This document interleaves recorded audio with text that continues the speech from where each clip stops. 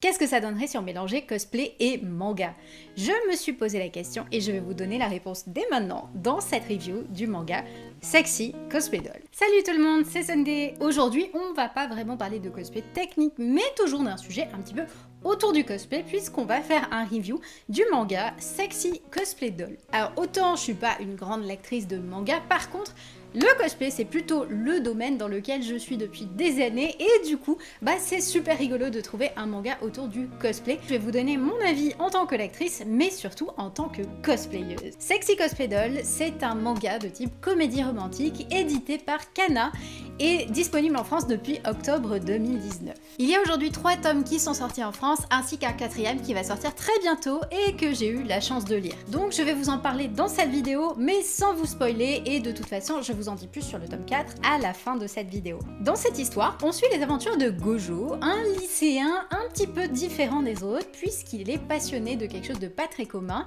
les poupées et leur fabrication. C'est un artiste né qui suit la tradition familiale et qui est un petit peu renfermé dans son propre univers. En fait, Gojo, c'est le stéréotype du geek, sauf que il est passionné par les poupées et non pas par les jeux vidéo. Il est dans la même classe que Marine, la Guiarou du lycée.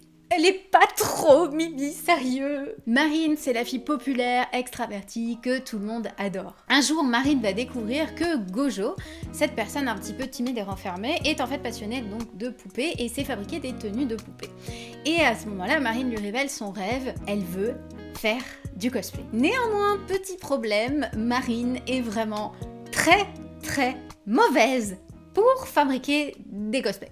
Oui, c'est son cosplay, c'est ça. Et donc de cette révélation s'ensuit une collaboration autour du projet de fabrication d'un cosplay, mais aussi d'une amitié entre ces deux personnages. Niveau diversité des lieux, on visite pas mal d'endroits différents. On va visiter l'appartement de Gojo, mais également le lycée, le studio photo, le café, les conventions cosplay, les boutiques cosplay, etc. Il y a quand même énormément de lieux, c'est assez varié. L'histoire est quand même très centrée autour de ces deux protagonistes, Marine et Gojo. Il n'y a pas forcément trop d'écart dans les premiers tomes, autour d'autres personnages annexes, etc. On est vraiment centré sur leur histoire à eux, leur amitié et leur projet de cosplay ensemble. On sent qu'il y a une histoire préalable, un passif au niveau de Gojo qui n'a aucun rapport avec le cosplay et c'est un sujet qui reste un petit peu mystérieux, on en a quelques bribes au fil des tomes mais on n'a pas plus d'informations que ça, c'est un petit peu une sorte de mystère qui se prépare pour la suite. D'ailleurs dans l'histoire on ne parle pas uniquement de fabrication de cosplay ou de cosplay en général, mais on va surtout être centré sur l'amitié entre Gojo, l'introverti, et Marine, la fille populaire, et c'est duo en fait de personnages qui ne vont pas du tout ensemble à l'origine. Néanmoins l'histoire elle suit quand même la fabrication d'un cosplay, la progression se fait en fait comme si on fabriquait un cosplay, on suit l'avancement des personnages, leur réussite, leurs difficultés, etc. Ce qui est marrant c'est que les personnages sont complètement débutants du coup, ils ont jamais fait de cosplay de leur vie et c'est très rigolo de découvrir en fait avec eux cet univers, même si on n'en est pas du tout familier, en fait on peut complètement découvrir l'univers du cosplay grâce à ce manga. Perso en tant que cosplayeuse j'ai trouvé la partie autour de l'univers du cosplay vraiment super bien faite. On sent que l'auteur a fait des recherches et il y a des moments en lisant le manga je me disais c'est sûr, l'auteur, il a été se renseigner, il est parti dans certaines boutiques, etc. Il y a des points d'information qui sont trop précis et trop techniques pour qu'il ne soit pas allé directement se renseigner auprès de personnes qui sont dans ce domaine-là. Et j'avais pas tort, parce que du coup, en voyant après les notes à la fin du manga, il nous révèle effectivement qu'il a été se renseigner dans certaines boutiques. C'est très fidèle sur l'aspect cosplay, si vous êtes cosplayer, il y a beaucoup de clins d'œil qui sont faits à cet univers et qui sont très réalistes. On va les suivre du coup, les protagonistes, dans un magasin de tissus, dans un magasin de perruques. C'est vraiment rigolo parce qu'aussi il y a des différences culturelles étant donné que l'histoire se passe au Japon et du coup on n'a pas du tout le même genre de boutique ou de fonctionnement de boutique entre le Japon et la France, donc certaines choses c'est exactement comme chez nous et certaines choses en fait on découvre une autre culture, une autre façon de faire du cosplay à travers le monde juste au travers d'un manga et c'est absolument trop kiffant. On retrouve également des trucs qui sont très inhérents au milieu du cosplay et que beaucoup de cosplayers ont vécu, par exemple le rush 2 semaines avant où on se dit tiens il y a cette convention dans 10 jours, est-ce que ça serait pas une bonne idée alors que je n'ai jamais fait de cosplay de ma vie de me lancer et d'en faire un. Typiquement c'est quelque chose que vous allez retrouver dans ce manga et qui est très rigolo quand on l'a vécu soi-même. Ce qui est cool aussi, c'est que l'univers n'est pas que centré sur le cosplay technique, en soi la fabrication de costumes, mais aussi tout l'univers qui va autour. Donc vous retrouvez la convention, vous allez retrouver aussi l'univers des réseaux sociaux avec un petit peu les guéguerres des followers et les photos, etc. Vous allez justement retrouver toute la partie photographe, et même si vous êtes photographe cosplay, vous devriez vous régaler sur ce titre parce qu'il y a quand même de gros clins d'œil à ce domaine-là, presque des tutos en fait pour de la photo dans le manga. Il y a même également des parties super poussées sur des tutos maquillage pour le cosplay. Alors je me demande si l'auteur a pas même été regarder des vidéos, etc. ou appris des choses comme ça, parce que vraiment c'est très rigolo, on retrouve des vrais tuto make-up au sein même du manga. Alors le manga s'appelle Sexy Cosplay Doll et je vous avoue qu'au début je me suis dit que le sexy dans le titre c'était probablement un petit peu racoleur, un petit peu en mode bon les cosplayeuses c'est des meufs sexy, yada yada. Non en fait c'est tout à fait réaliste de mettre sexy dans le titre du manga. Il y a effectivement des passages qui sont quand même assez osé, on va dire, alors pas forcément dans le sens sexualisé, mais bon, c'est aguicheur quoi, on voit des ins, voilà.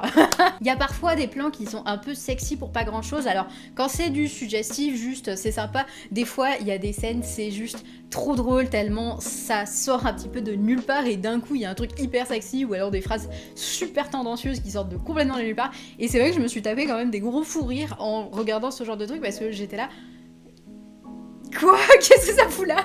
Ça fait partie de l'ensemble de l'univers du manga et c'est pas dérangeant, mais je le recommanderais pas forcément par contre à des très jeunes personnes parce que justement il y a cet aspect ecchi qui est quand même plutôt marqué. Alors autant dans le tome 1 et 2 j'ai trouvé qu'il y en avait quand même pas mal, autant dans les tomes 3 et 4 je trouvais que ça se calmait à ce niveau là et c'était quand même beaucoup plus soft, donc à voir. Moi j'aime bien que ce soit justement juste plus mesuré à ce niveau là. Alors maintenant qu'est-ce que moi j'en ai pensé, quel est mon ressenti globalement sur ce manga? Déjà en dehors de tout ce qui est aspect cosplay, j'ai trouvé que le personnage de Marine était super réussi et très très attachant. J'ai adoré lire ce manga, ne serait-ce que pour suivre un petit peu son évolution, voir comment du coup elle se débrouillait pour avancer dans sa carrière cosplay, et c'est vraiment super cool d'avoir cette progression petit à petit. J'ai eu pas mal de passages qui m'ont fait rire, donc soit parce que la situation en elle-même est rigolote, ou alors parfois c'est le côté sexy complètement exagéré, comme je vous disais avant, ça me faisait rigoler. J'avais un petit peu plus de mal au début avec le personnage de Gojo, parce qu'il y a des fois vraiment j'avais envie de l'attraper, de le secouer, de lui dire mec, bouge-toi, mais en fait finalement, il a une vraie évolution, il prend confiance en lui et c'est super agréable à suivre. Et puis surtout, le duo avec Marine, du coup, marche extrêmement bien puisqu'ils ont des caractères complètement opposés sur certains points et les défauts de l'un compense, on va dire, les qualités de l'autre, donc du coup le duo marche extrêmement bien. Un autre truc hyper satisfaisant de ce manga, c'est de voir la culture du cosplay au Japon. Il y a quand même pas mal de choses qui sont très similaires avec le cosplay comme on le pratique en France, mais il y a aussi des grosses différences culturelles qu'on peut retrouver. Donc par exemple, il y avait le fait que en France on est très dans l'esprit body positive, tout le monde peut cosplay comme il veut, etc. Là, autant les personnages ne critiquent jamais les autres, c'est très bienveillant à ce niveau-là, mais les personnages sont très obsédés dans l'idée mon physique doit correspondre à mon personnage, au personnage que je cosplay. Et c'est un truc qu'on a moins en France, mais du coup on le ressent beaucoup plus dans ce manga-là, dans cette culture-là. Donc si vous êtes vous-même cosplayer, c'est hyper agréable de découvrir une autre facette culturelle de la même passion que celle qu'on a, mais de l'autre côté du globe. Un petit bémol lié à l'aspect tranche de vie du manga, c'est que du coup il n'y a pas vraiment d'antagoniste, il n'y a pas vraiment de rivalité avec un personnage en particulier. Perso, j'aurais adoré voir un antagoniste ou une antagoniste et voir des rivalités. Le milieu du cosplay, c'est quand même un milieu où il y a des dramas, où il y a justement des questions de guéguerre, d'ego, etc. Et ça aurait été super cool de le retrouver. Je pense que ça aurait été une dimension supplémentaire qui aurait rendu le manga encore plus intéressant. Alors après tout ça, est-ce que je vous recommanderais de lire ce manga? Bah oui, absolument. Si vous aimez l'univers du cosplay, que vous pratiquiez ou juste que vous intéressiez de loin, vous devriez vraiment vous régaler avec ce titre qui est quand même assez léger. Les références à l'univers sont quand même très cool, les personnages sont attachants, franchement c'est réussi pour moi. Alors pour les cosplayers qui voudraient faire des costumes tirés de cet univers, Pour le moment, il n'y a pas encore de design de costume que je trouve vraiment unique et reconnaissable entre 1000. Le truc, c'est que les costumes dedans sont assez classiques, donc on va voir plutôt les tenues des personnages quand ils ne sont pas en cosplay, mais même les cosplays qui sont réalisés sont des cosplays un petit peu dans l'esprit très gothique Lolita, et du coup finalement, je pense que si on en croisait dans une convention, on ne reconnaîtrait pas que ça vient de cet univers. En fait, je pense qu'un costume de marine dans sa tenue d'écolière serait même plus reconnaissable finalement que les cosplays que portent eux-mêmes les personnages. Néanmoins, dans le tome 4, il y a un nouveau cosplay qui est réalisé et ce costume-là est beaucoup plus unique et a vraiment une patte graphique qui est vraiment propre à lui. Et là, je pense qu'on est déjà dans quelque chose qui serait beaucoup plus reconnaissable, beaucoup plus iconique et qui pourrait fonctionner. Du coup, perso, j'ai super hâte de lire la suite de cette histoire et j'ai hâte de la sortie du tome 5. Mais avant la sortie du tome 5, il y a déjà le tome 4. Et puis si vous aimez cet univers, j'ai 3 tomes 1 de Sexy Cosplay Doll à vous faire gagner.